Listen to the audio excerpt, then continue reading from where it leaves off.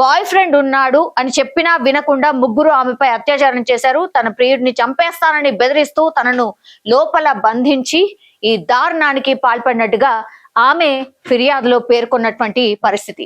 ఇందులో ఆమె ఏడ్చిన, కాళ్ళు పట్టుకున్న, బతిమిలాడినా కూడా వినిపించుకోలేదు.